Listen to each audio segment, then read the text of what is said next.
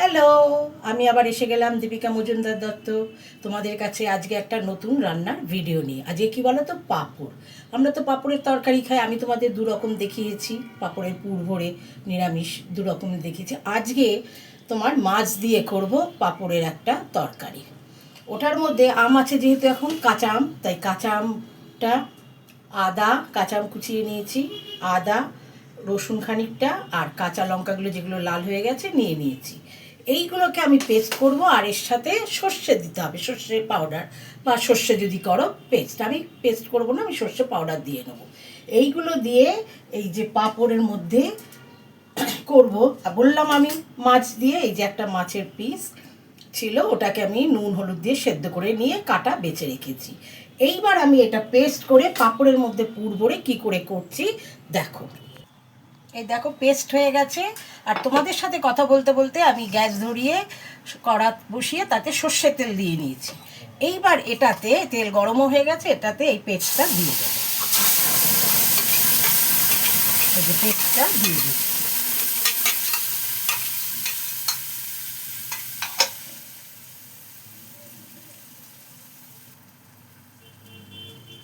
এইবার এতে আমি হলুদের গুঁড়ো দিচ্ছি।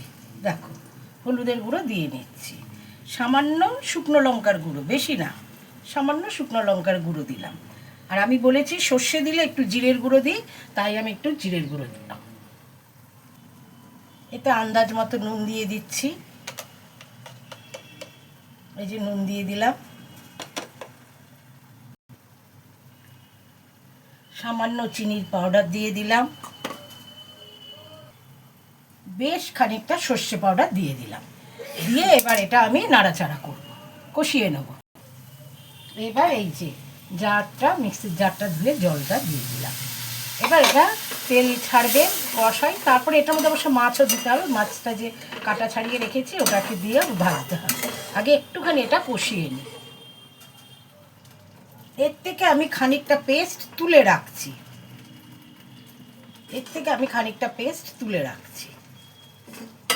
এইবার এইটা দিয়ে আমি এটার মধ্যে মাছটা দিয়ে দেবো।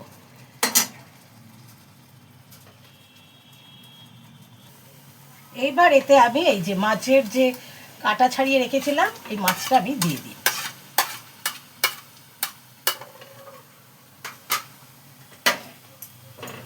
দিয়ে এই মাছটার সাথে এটা ভালো করে মাখিয়ে ভালো করে মেখে নিচ্ছি, নিয়ে ভেজে নেবো আর কি, বুঝতে পেরেছো? এটা ভালো করে আমি ভেজে নিই। দেখো এটা ভাজা হয়ে গেছে, তবে খুব কড়া ভাজবো না, এরকম ভাজবো যাতে পাঁপড়টার মধ্যে দেওয়া যায়, মোড়ানো যায় পাঁপড়ে দিয়ে। এটা আমি নাবিয়ে নিচ্ছি। দেখো পাঁপড়গুলোকে আমি ধুয়ে নিয়েছি, এই যে ভিজিয়ে নিয়েছি, তাহলে কি হবে, নরম হবে। এইবার এর মধ্যে আমি এই যে পেস্টটা করেছি এটা দেবো।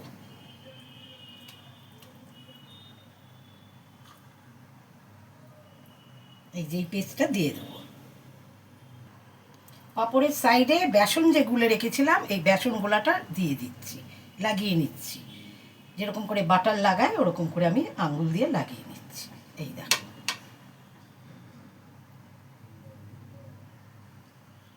তাহলে ভাঁজ করলে খুলবে না।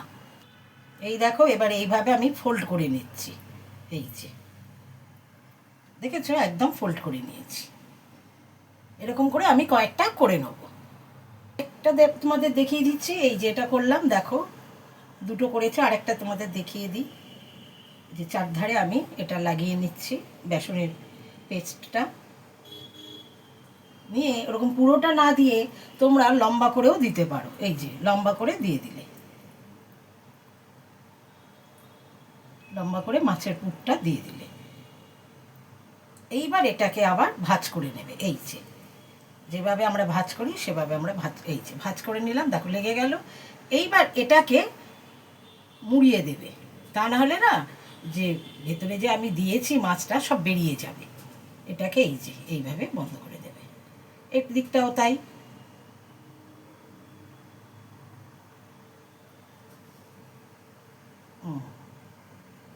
দেখো দেখতে পাচ্ছ আমি এরকম করে করে নিলাম।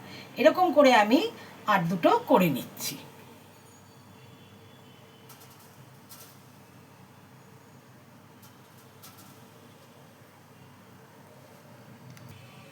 দেখো আমি 6টার মতো করে নিয়েছি, আর কিছুটা পুর বেঁচে আছে, এটা দেখা যাক কি করি। তাহলে এইবার আমি তোমাদের সাথে কথা বলতে বলতে দেখো গ্যাসে কড়া বসিয়ে জল দিয়ে দিয়েছি, জলটা ফুটেও গেছি।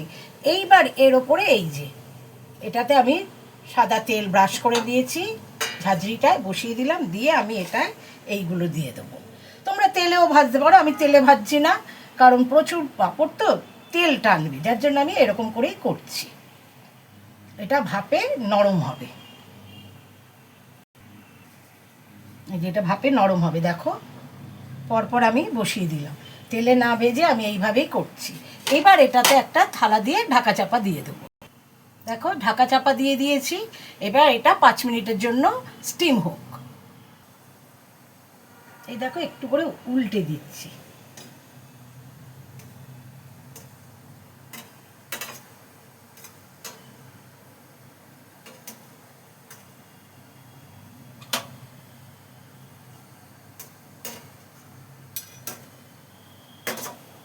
না উল্টালেও চলে, আমি উল্টে দিলাম।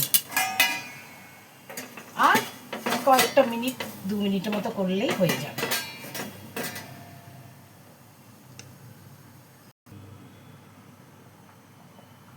এইবার আমি ঢাকা চাপাটা খুলে দিচ্ছি।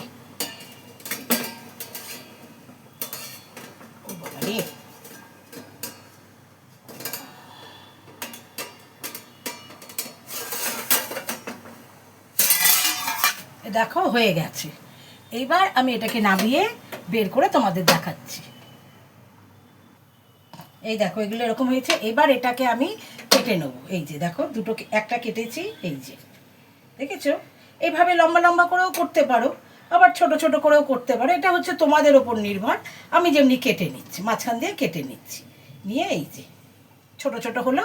এইবারে আমি করব ওই কাজটা। কাটতে কাটতে সেই সময় আমি কড়া বসিয়ে গ্যাসে তেল দিয়ে দিয়েছি, সর্ষের তেল দিয়েছি। তারপরে ওই যে পেস্টটা তুলে রেখেছিলাম, ওইটা তোমরা তুলতে যেও না, প্রথম থেকেই ভাগ করে একটা করবো, একটা রেখে দেবো। এই যে এটা আমি দিয়ে দিচ্ছি। এটাতে আমার সব কিছুই দেওয়া আছে।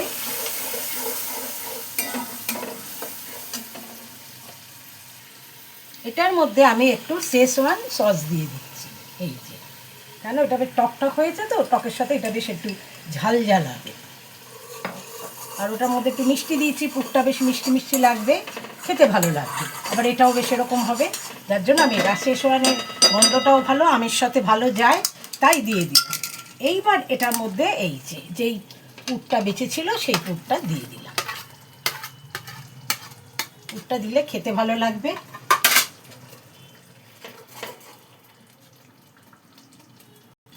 দেখো গ্রেভিটা কেমন মাখা মাখা থকথকা হয়েছে। এবার এর মধ্যে আমি এক এক করে এইগুলো দিয়ে দেবো। দেখো দিয়ে দিয়েছি, এবার আলতু হাতে একটুখানি নাড়িয়ে নেব, যাতে এগুলো যদিও ভাঙবে না, কারণ আমার স্টিম করে এগুলো শক্ত করে নেওয়া হয়েছে। ব্যাস আমার রান্না কমপ্লিট হয়ে গেল আমার রান্না। এবার আমি স্ট্যান্ডিং টাইম রেখে দেবো, একটুখানি ভেতরে গ্রেভিগুলো ঢুকুক। ব্যাস আমার রান্না কিন্তু সত্যি কমপ্লিট। এবার আমি নামিয়ে তোমাদের দেখাচ্ছি।